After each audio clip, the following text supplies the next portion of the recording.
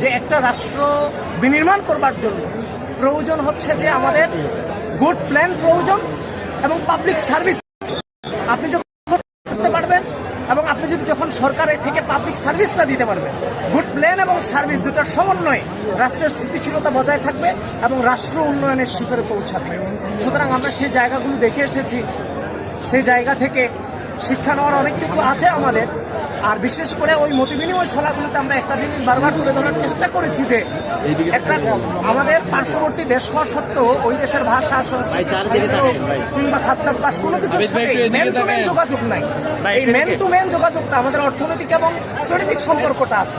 সুতরাং আমাদের যেন ম্যান টু ম্যান কানেকশনটা হয়, এই জিনিসটার প্রতি আমরা যোগ দেওয়ার জন্য তাদের কাছে আহ্বান জানিয়েছি। তারাও সেই বিষয়গুলোতে সম্মতি জানিয়েছে।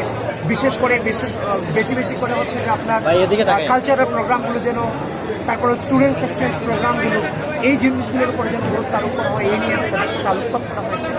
তো সামগ্রিকভাবে আলহামদুলিল্লাহ আমরা সফলভাবে সেখান থেকে আসতে পেরেছি।